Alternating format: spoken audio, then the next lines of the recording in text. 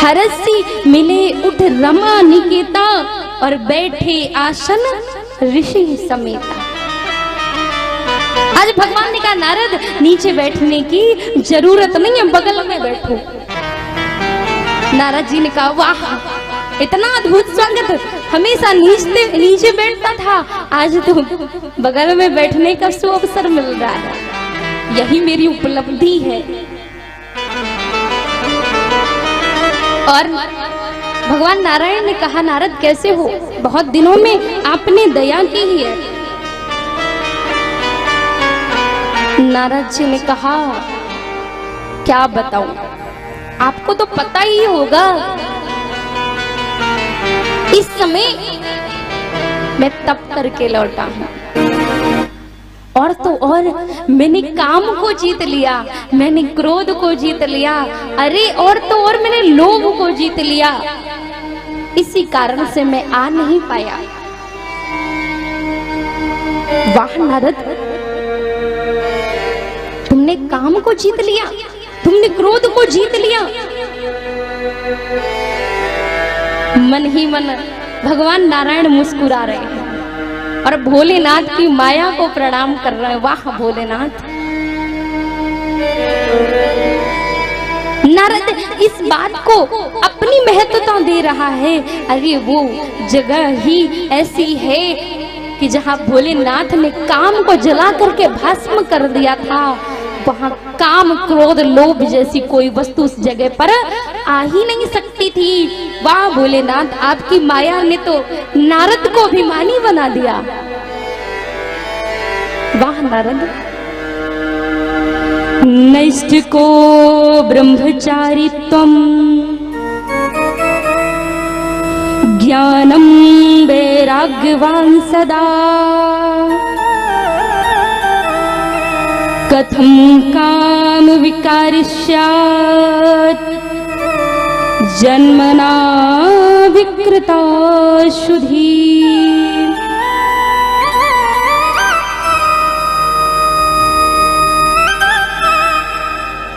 आज नारद जी को भगवान ने सोचा थोड़ा और अहंकार बढ़ाया जाए। भगवान ने भी खूब नारद जी की प्रशंसा गाई, इतनी प्रशंसा गाई कि नारद जी को लगा कि आज तो कुछ ज्यादा ही प्रशंसा हो रही है।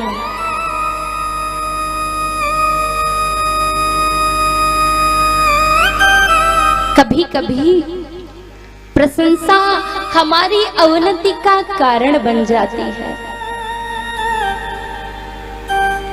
यदि किसी सियार की प्रशंसा शेर जैसी कर दी जाए तो सियार भी अपने आप को शेर मानने लगता है, पर ये भूल जाता है शेर शेर होता है और सियार सियार होता है। कभी झूठी प्रशंसा में मत उलझो, और यदि उलझ गए झूठी प्रशंसा में तो फिर समझ लो अवनति का मार्ग द्वार वहीं से खुल गया। इसलिए हमेशा अपना हितैषी रखो।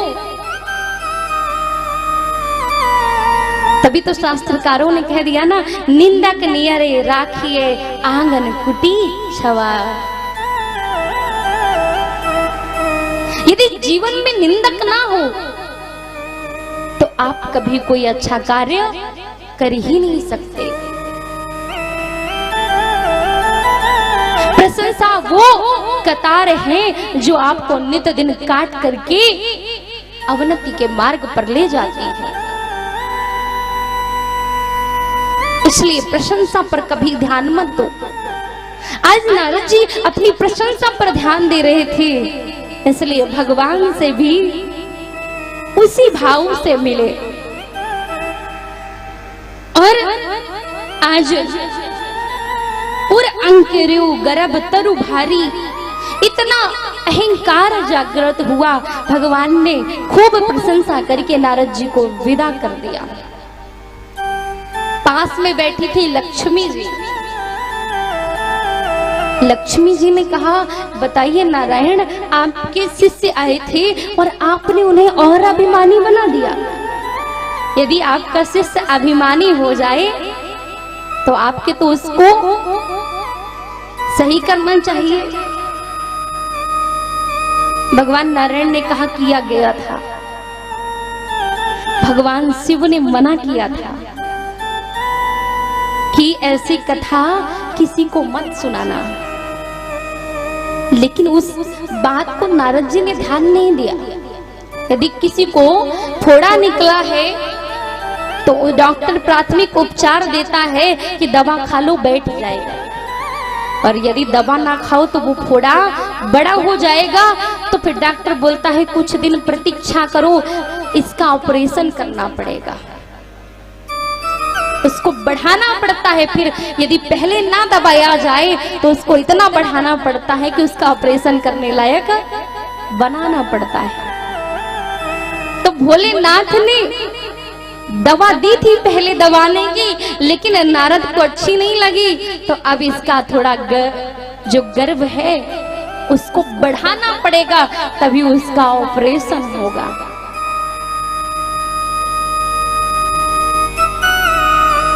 तो आज भगवान ने एक लीला की, जैसे ही नारद जी निकले तो वैसे ही भगवान ने अपनी माया को प्रेरणा दिया, प्रेरित किया, और नारद जी के मार्ग में एक बढ़िया नगर दिखाई पड़ा।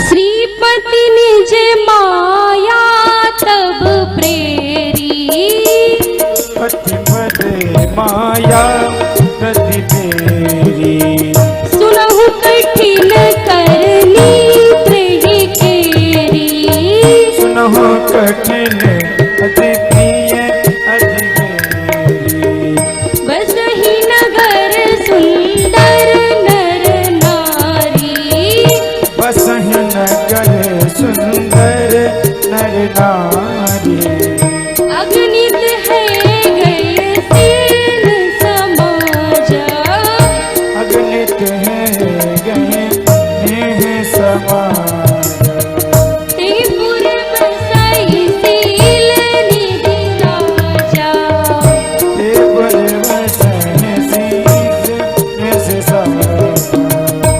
भगवान ने अपनी माया को ऐसी प्रेरणा दी कि एक सुंदर नगर बस गया। ऐसा लग रहा था कि 14 भुवन में सबसे सुंदर इसका निवास है, और उस नगर के राजा का नाम था शीलनिधि। नारद जी ने इतना रमणीय स्थान देखा तो नारद जी की इच्छा हुई। नारद जी ने सोचा जाकर के देखता हूँ कितना अद्भुत स्थान है, जब पहले गया था तो दिखा नहीं। लेकिन नारद जी भगवान की माया से मोहित हो गए हैं। भगवान की माया से मोहित हुए तो नारद जी को कुछ समझ नहीं आया। बोले वाह कितना अद्भुत नगर है। और उसके अंदर गए तो शीलनिधि राजा ने नारद जी का स्वागत किया। साधु आए हैं, संत आए हैं। स्वागत करके कहा महाराज आप मेरी कन्या वैसे विश्व मोहिनी है। शीलनिधि राजा की कन्या विश्व मोहिनी है, लेकिन शिव महापुराण में श्रीमती कहा गया है। तो राजा शीलनिधि कहते हैं कि ये मेरी पुत्री श्रीमती है, विश्व मोहिनी है।